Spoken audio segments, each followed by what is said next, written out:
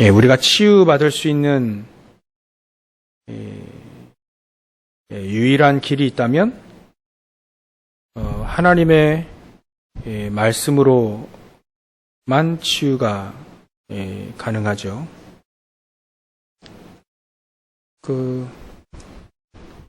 진짜 치유는 하나님의 말씀으로만 가능하다. 심리적인 치유 이런 것도 있습니다. 근데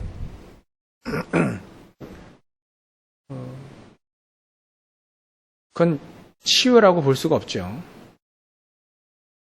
왜냐하면 하나님이 우리를 치유하실 때에는 반드시 그 목적과 또 과정 또 치유의 어찌 보면 이렇게 끝, 그 치유의 마무리 이런 것이 반드시 있기 때문에 우리가 치료는 의사들이 하는 거고요. 여러 가지 하면 치료는 됩니다. 근데 치유는 사실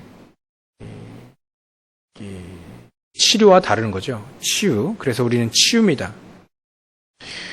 결론부터 말씀드리면 우리 치유의 어찌 보면 종착점,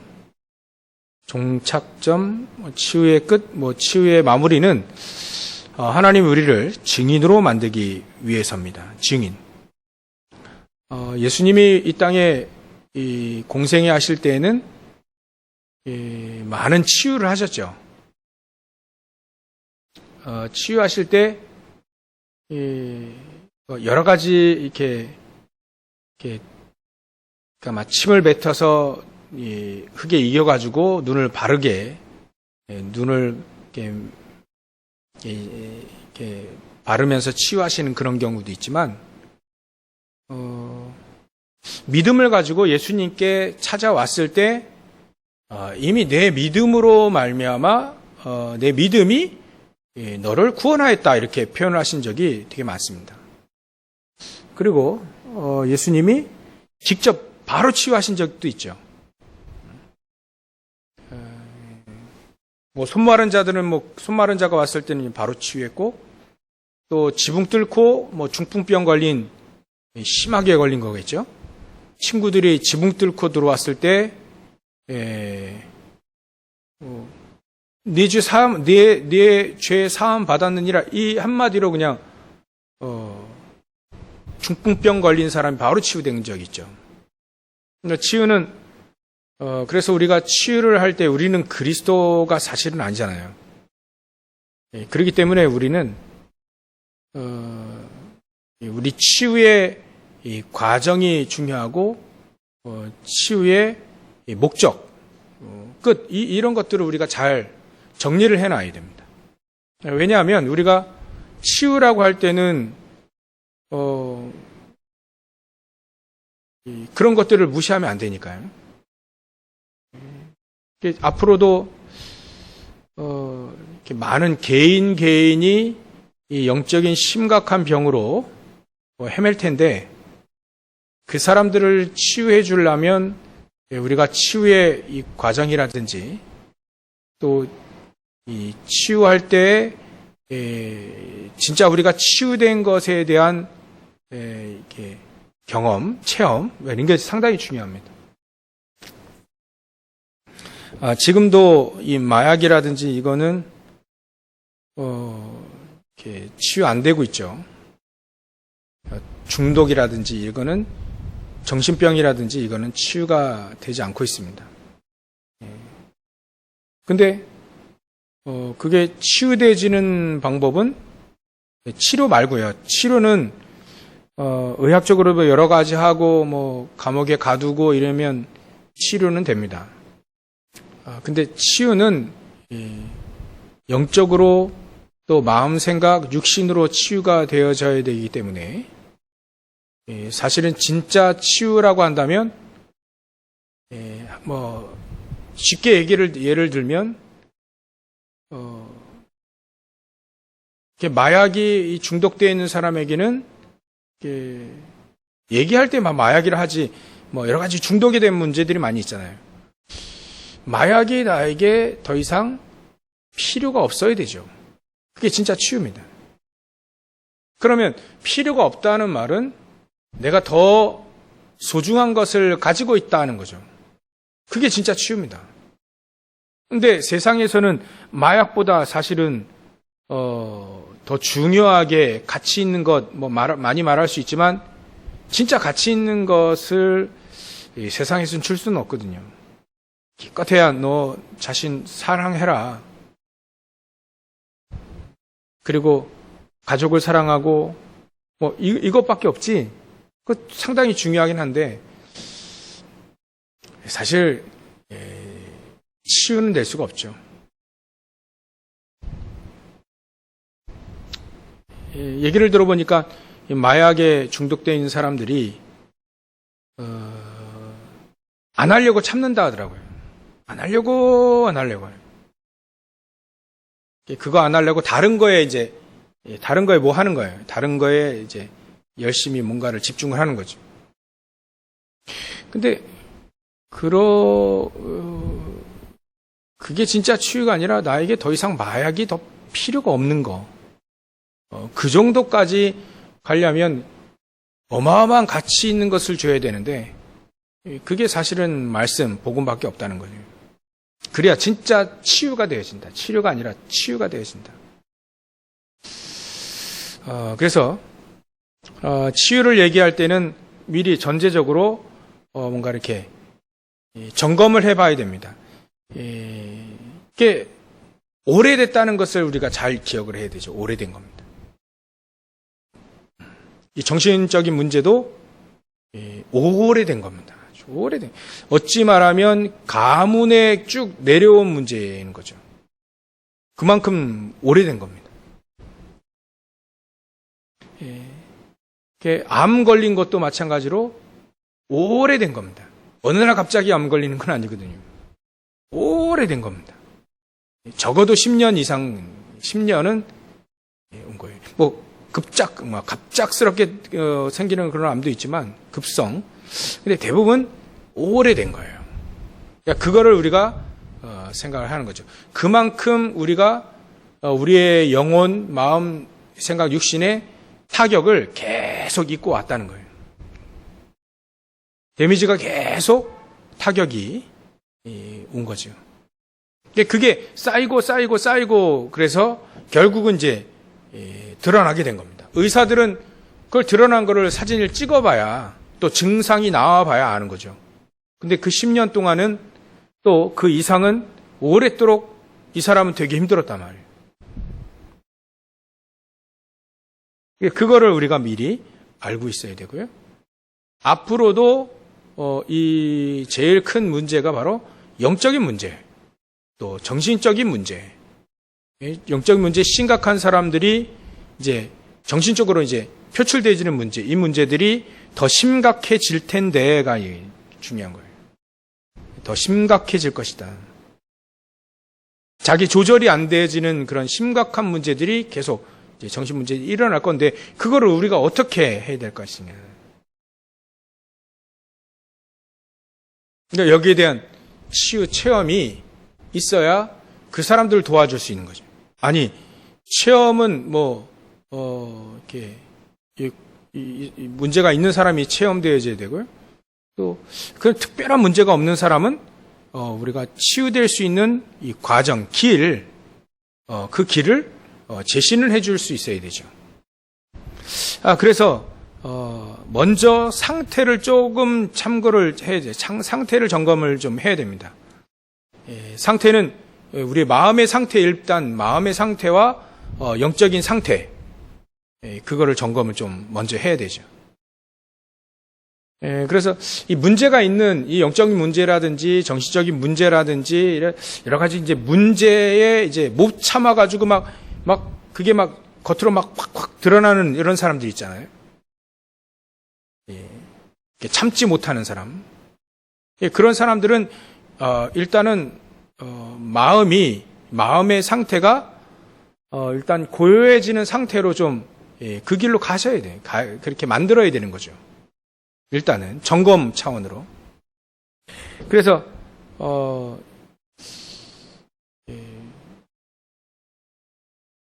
한 번 정도, 하루에 한두 번 정도는 시간이 길어도 좋고 짧아도 좋은데 우리의 마음을 고요한 상태로 만드는 그 시간이 반드시 있어야 됩니다. 우리가 하루에 세 번 정말 말씀 붙잡고 기도해라. 이게 우리 원단 메시지에도 이렇게 결론으로 나왔는데, 사실 저와 여러분들이 하루에 세 번씩 그 기도하는 시간을 다니엘처럼 갖는다면 그 시간이 가장 고요한 시간입니다, 사실은. 왜냐하면 기도는 상의해서 기도하는 게 아니라 하나님과의 소통 시간이니까 우리가 그 시간만 가져도 여러분들은 마음의 상태와 영적인 상태, 이게 고요한 시간을 가질 수 있다는 거죠. 그러니까 이런 시간이 없이 계속 일상은 계속 일을 하고 뭐 공부를 하든가 일을 하든가 뭐 여러 가지 계속 이렇게 뇌라든지 영혼에 쉼이 없으면 결국 그게 문제가 와요. 반드시 문제가 영적으로 들어옵니다. 문제가 생기게 되어 있어요. 그래서 반드시 고요한 상태를 만드시라. 그게 하루에 3번 말하는 것이 그 시간입니다. 그 시간은 어찌 보면 내가 분주하지 않고 조용한 고요한 시간을 만드는 거죠. 어찌 보면 여러분들 메시지 들으는 저녁 때는 메시지 들으실 텐데 메시지 기도 수첩이라든지 이 메시지 들으시고 그 다음이 고요한 시간, 그 시간을 반드시 가지시는 게 좋습니다. 그래서 메시지 들으시고 기도하시면서 이제 주무실 때 누워서도 괜찮죠. 또 아침에 일어나셔도 괜찮죠. 그때 하나님과의 고요한 시간. 그게 전혀 힘들겠다 그러면 새벽에 나오시면 됩니다. 요즘에는 아침이죠. 6시니까. 이른 아침에 나오시면 되죠. 어쨌거나 그 시간은 적어도 우리 성도들 성도님들이 기도하시는 거면 적어도 20분 이상은 기도하시더라고요.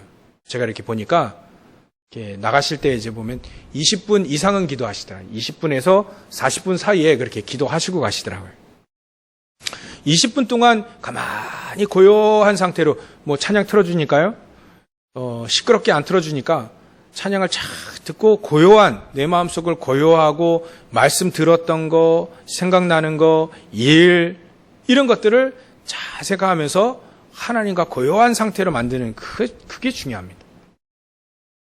열심히 기도하고 이게 어찌 보면 내 기도 제목들 있잖아요. 막 기도하고 그냥 가시지 마시고 막 기도하시긴 다음에 반드시 가만히 조용한 하나님과의 고요한 그 시간을 단 5분이라도 가지고 가시는 게 좋아요.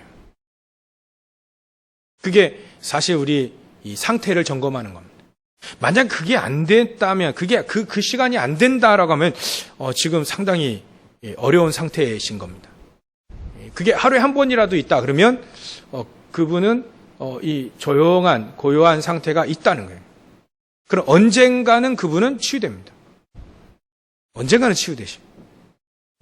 그게 쌓일 때 어느 날 하나님은 이렇게 치유되지는 증인으로 서게 되는 거죠.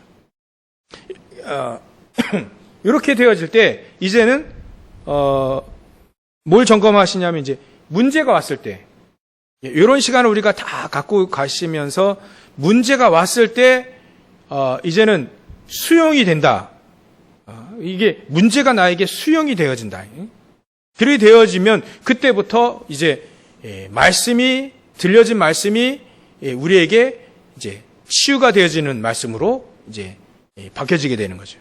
마음이 치유되지고 생각이 치유되지고 우리의 뇌가 치유되지고 영혼이 치유되지고 더 나아가서 이제 삶이 치유가 되어지는 쪽으로 이제 계속 가게 돼요. 치유는 그때 일어나게 됩니다. 오늘 메시지는 유 목사님이 이렇게 작년 1월 달에 목대원에 주신 메시지 이렇게 하고 있는데요. 이렇게 먼저 우리 영적인 상태, 마음의 상태, 이 상태를 점검하고 조용한 시간을 가지시라. 두 번째는 그런 시간이 있는 사람이 이제 문제를 만났을 때에 이제 그 문제가 나에게 수용이 되어지는 거, 초월이 되어진다면 그때부터는 본격적으로 이제 말씀이 나에게 치유가 되어진 쪽으로 가게 되는 거예요. 이런 코스로 밟아가지 않으면 사실은 이제 진짜 치유의 코스는 아닌 거죠.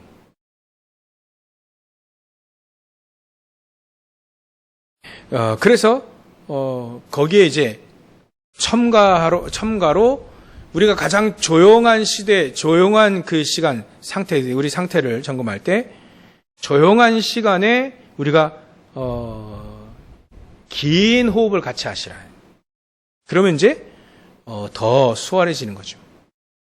조용한 시간. 이거는 여기까지는 조용한 상태를 만드는 건 이 불신자도 다 합니다. 명상을 가지고 불신자도 다 해요. 그래서 효과가 나타납니다. 치료라고 하는 효과는 나타나요. 근데 진짜 치유는 아니잖아요. 치료돼도 사단에게 속으니까 치유는 아닌 거죠. 더 이상 그거 가지고 내가 이렇게 문제를 이제 수용하고 초월되어지는 그런 축복까지 가는 거니까 그게 치유니까 일단은 불신자들도 여기까지는 합니다. 조용한 시간을 만들어서 마음의 상태를 고요한 상태로.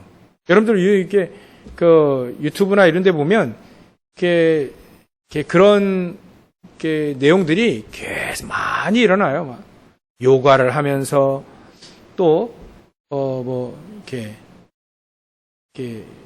명상 그런 콘텐츠들을 계속 사람들이 올립니다. 그런 것들을 이렇게 보면 효과는 나타나겠지만 결국은 그 사람들에게 문제가 수용되고 문제를 초월할 수 있겠냐, 영적인 문제를 초월할 수 있겠냐, 그 영적 문제를 수용하고 초월할 수 있는 능히 이걸 이겨낼 수 있는 그런 영적인 힘까지 생기겠냐, 그렇지는 않거든요. 어느 날 사단이 막 덮쳐올 때는 그걸 막을 수가 없는 거예요. 그래서 명상 가지고는 막을 수 없기 때문에 반드시 영적인 문제가 심각한, 개인에게 심각한 그런 시대가 반드시 온다. 그래서 우리는 명상 차원이 아닌 이제 묵상인 거죠.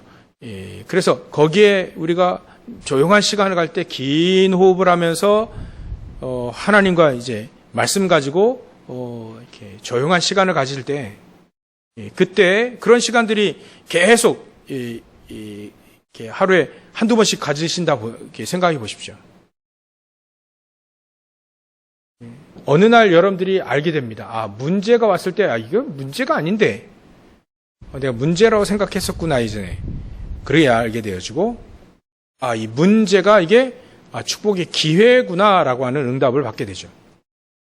그 다음부터 이제 우리에게는 치유라고 하는 것들이 이제 되어지기 시작한 겁니다. 말씀으로 마음이 또 육신이 생각이 영혼이 여러분들 우리의 삶이 하나씩 치유가 되어지기 시작한 거죠. 그래서 이렇게 되어지면 저와 여러분들에게 뭐가 생기냐면 이제 여유가 생겨지게 됩니다. 여유. 어떤 여유냐면 영적인 여유가 생겨져요. 영적인 힘이 생기고 영적인 여유가 생기죠. 영적인 여유가 생기니까 영적 문제가 더 이상 문제로 오지 않죠. 영적 문제가 축복으로 오게 되죠. 영적인 여유가 있어야 돼요. 힘이 있어야 이제 그렇게 넘어가기 시작합니다. 마음, 생각에 여유도 생기고요. 또 우리의 육신도 여유가 생기기 때문에 회복이 되어집니다.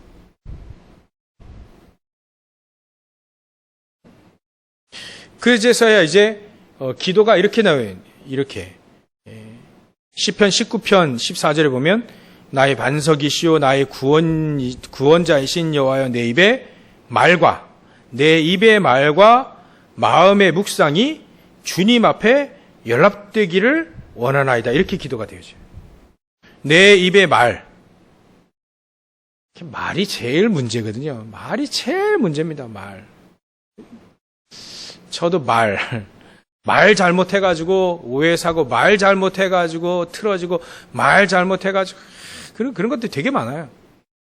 근데 하나님께 기도하게 되죠. 내 입의 말과 마음의 묵상이 이제 주님 앞에 연락되어지는 겁니다. 그게 이제 치유가 되지, 그 여유가 생기는 겁니다. 마음에 영적으로 이 여유가 없으면요, 여기를 통과하지 않고 그냥 생각나는 대로 막 말해서 실수가 되게 많거든요, 삶에.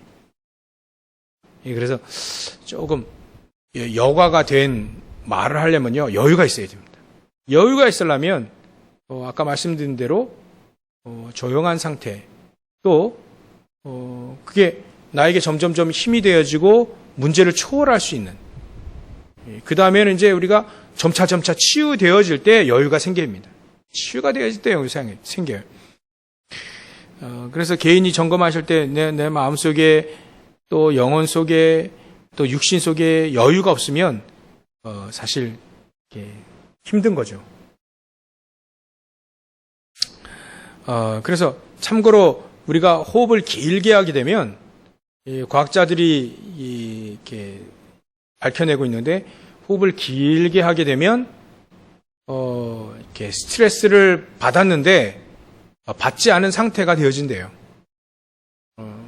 너 좀 힘들다 그러면 호흡을 길게 하시는 게 좋습니다. 거기다가 기도를 하게 되어지면 영적인 힘도 생겨지는 거죠. 마음의 힘도 생겨지는 거죠.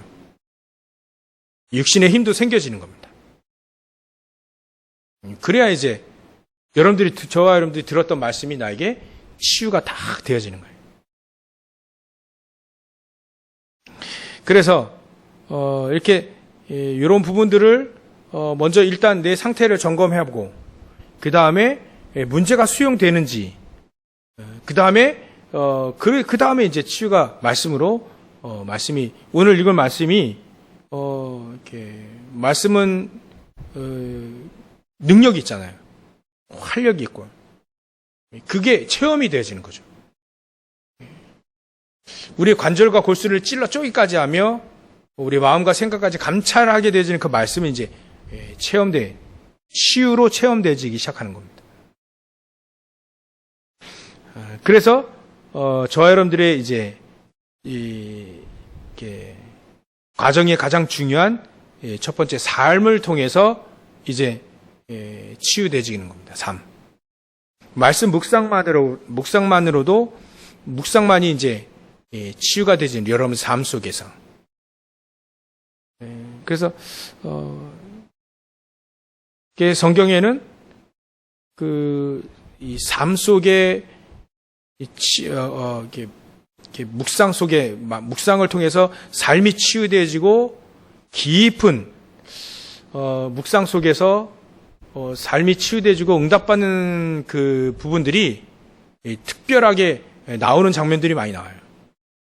이삭에게는 이제 평상시 늘 묵상했던 거, 다윗에게는 늘 이제 묵상에 대한 단어를 많이 쓰니까 시편, 대표적으로 시편 1편에도 나오잖아요. 말씀 묵상한 사람이 가장 행복한 사람이다, 가장 복된 사람이다, 이렇게 표현을 했고요. 또 어찌 보면 이 엘리야 같은 경우에도 호렙산에서 사실 하나님 앞에 쓴 거죠. 묵상인 겁니다. 묵상이라는 단어를 쓰지 않았지만 그때 하나님 앞에 쓴 거예요. 하나님을 묵상하고 있을 때 세미한 음성,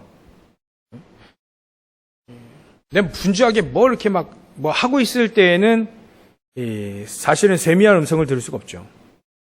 깊이 묵상하고 있을 때, 하나님께 집중하고 있을 때, 그게 엘리야의 가장 중요한 중요한 응답을 받을 수 있는 가장 중요한 그 순간인 거죠.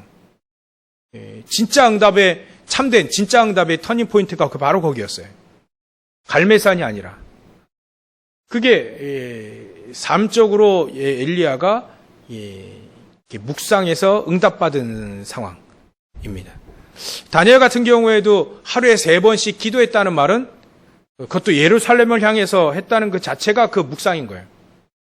이걸 전에 하던 대로 늘 해왔다는 거죠. 그러니까 이제 다니엘 같은 경우는 상태가 그런 늘 하나님 앞에 고요한 상태가 되어지니까 그 다음에 이제 문제가 왔을 때 다니엘은 이렇게 수용이 되어지고 문제를 초월하게 되어지고 문제에 대한 축복의 기회로 딱 이렇게 응답을 받아버린 거예요. 아예 그냥 처음부터. 그러니까 이 사람은 완전히 치유된 사람이죠. 포로돼서 얼마나 힘든 삶을 지금 겪었습니까? 자기 동족이나 친구, 어찌 보면 부모가 죽었을 수도 있는데 전쟁 나서 무참히 바벨론의 군사에 의해서 죽고 그걸 보고 겪었는데 곱게 뭐 데려갔습니까? 아니잖아요. 그런 이 상처라든지 그런 충격 이런 것들 그것도 뭐 트라우마 이런 것도 있을 건데 다니엘 같은 경우는 사실을 그런 바벨론 갔을 때 두고 봐라.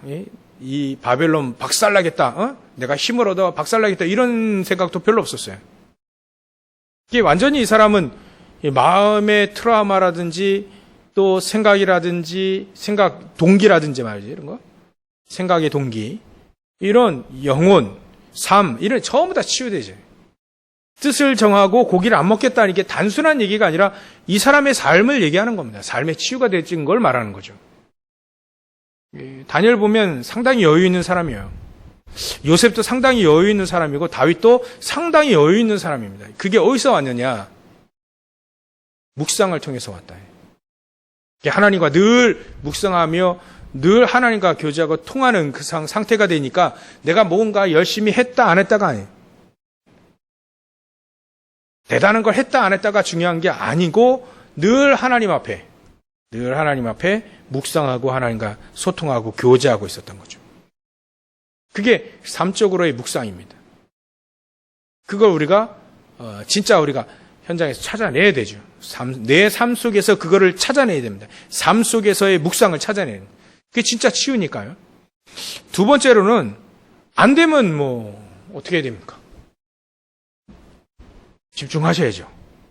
그래서 성경에는 집중도 나옵니다.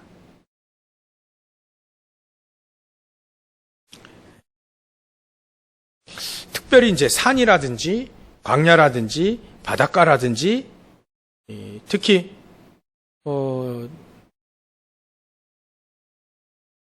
사무엘 같은 경우는 언약궤 옆에요. 언약궤 옆에서. 언약궤 옆에서 아예 그냥 집중한 겁니다. 아예 언약궤 옆에서 언약궤 끌어안고 그냥 한 거예요. 완전히 삶 자체가 이제 집중인 거죠. 역사 일어나겠습니까? 안 일어나겠습니까? 당연히 일어나죠. 그래서 치유받은 사람들이 대부분 뭐냐면 그만큼 하나님의 말씀을 깊이 딱 붙잡고 있는 그 말씀이 반드시 있어요. 생명처럼 붙잡고 있는 말씀이 반드시 그 사람을 변화시키고 있다니까요.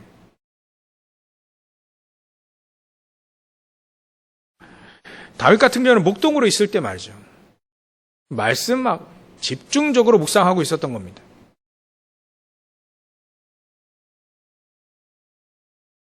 초대교회 사람들은 갈보리산에서, 감남산에서, 마가다라방에서 막 거의 그냥 집중한 겁니다. 40일 집중, 열흘 집중, 역사 50일 동안 집중, 역사 일어나 버렸습니다. 안 되면 그래 집중하셔야 되죠. 그러면 세 번째 어떻게 되느냐? 우리는 그 제사의 증인의 축복을 누리게 됩니다.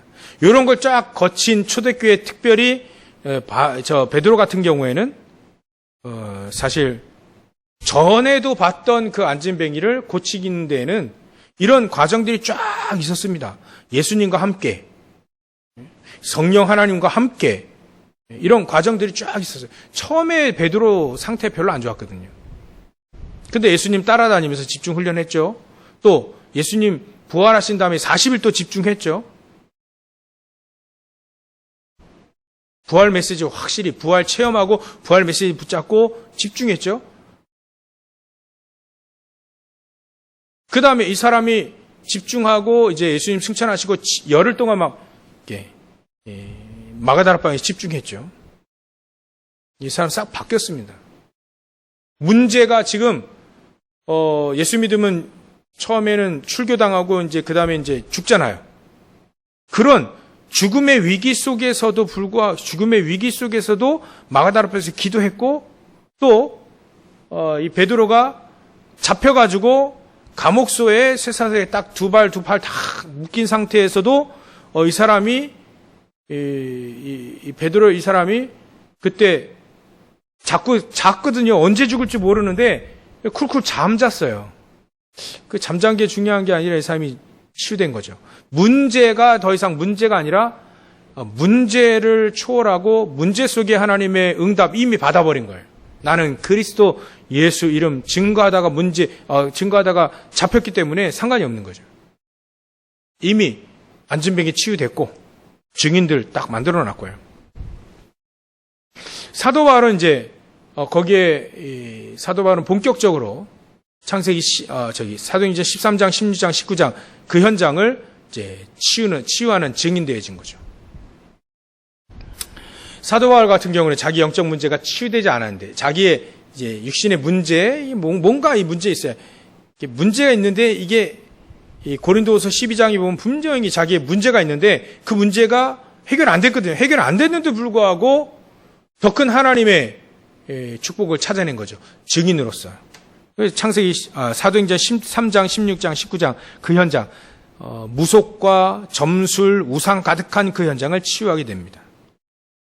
이 사도 바울도 바로 그거였거든요. 깊이 기도하는 시간이 예수 믿고 나서 아라비아로 갑니다. 바로 예수 믿고 나서 바로 현장 뛰어들어간 게 아니라 아라비아로 가요. 아라비아. 그거 가서 뭐 했냐면 이 사람이 이제 말씀도 정리하고 기도도 정리하고 또 거기에 그리스도도 증거하고 이런 것들이 어찌 보면 집중의 시간을 가진 거죠. 거기에 이제 확실한 증인으로 서면서 이제 전도자로 이제 딱 바뀌는 겁니다. 증인인 거죠.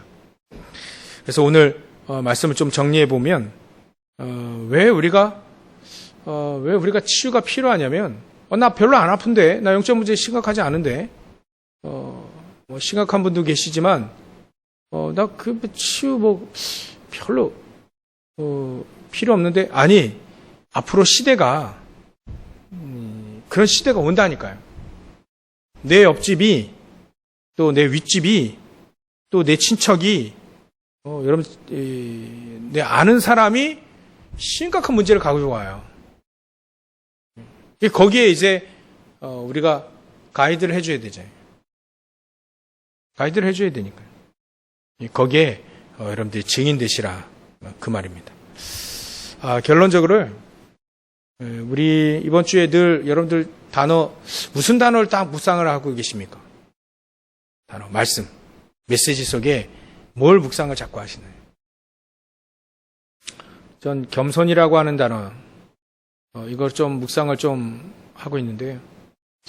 진짜 겸손이라고 하는 거는 그런 게 말씀이 떠오르더라고요. 누가복음 9장 23절에 보면 예수님도 너 나를 따라오려거든 자기를 부인하고 네 십자가를 지고 따라와라 이 말씀을 하셨거든요. 그래 진짜 겸손이라는 게 자신을 부인하는 거 아닌가? 부인한다는 말은 내가 가지고 있는 것이 복음이 아닌 게 너무나도 많다는 걸 아는 거죠. 알아야만 자기를 부인할 수 있으니까요. 그래야 이제 하나님 말씀, 예수님 따라가고 성령님 따라가고 말씀 따라가고 그게 될 거니까. 자기 부인이 안 되어진다면 진짜 겸손이라 할 수 없고, 자기 부인이 안 되어지면 진짜 하나님 말씀 맞다는 게 이게 사실 이게 확증이 안 되는 거니까. 그래, 자기 부인이라는 게 반드시 필요하구나. 내가 가지고 있는 내 안에 있는 것이 진짜 완전 복음이 아닌 것들이 너무 많구나. 그래서 그걸 내버리고 십자가 지고 가야 되겠구나. 십자가 지는 거 어렵죠. 어려워 가는 거예요. 그게 자기 부인이 된 사람에게만 되는 거죠. 아마 그게 진짜 또 겸손이 아닌가 그런 생각이 듭니다. 그래서 저 여러분들이 오늘도 조금 다시 말씀드리지만 조용한 시간 반드시 있어야 된다. 네. 우리 영혼이 조용한 여유가 생겨질 만큼 조용한 시간을 계속 갖는 거죠. 그러면 문제 왔을 때 딱 드러나잖아요. 내가 치유됐구나 안 됐구나. 그러면서 이제 저 여러분들이 이제 묵상과 집중과 또 나를 증인으로 만드시는 거구나. 그렇게 말씀을 정리하시고 금요일은 조금 치유에 집중할 거니까요. 치유에 대한 메시지를 계속 정리해 나갈 테니까. 저도 치유받고 여러분들 치유받고 또 노바디도 치유받고 그래서 에브리바디 237을 치유하는 증인으로 서시길 주의 이름으로 축원합니다. 기도하겠습니다. 하나님께 감사와 영광을 돌립니다. 오늘도 우리가 메시지 통해서 우리가 정말 치유의 길을 가게 하시고 치유의 증인의 축복을 누릴 수 있도록 역사해 주시옵소서. 정말 우리 성도들 치유받고 증인으로 세워지는 서지는 귀중한 축복을 누리는 우리 모든 성도들 다 되어질 수 있도록 역사해 주시옵소서. 하나님, 우리가 기도할 때 또 하나님 앞에 섰을 때 하나님 치유의 능력으로 함께해 주시옵소서. 거룩하신 예수님의 이름으로 기도 올려옵나이다. 아멘.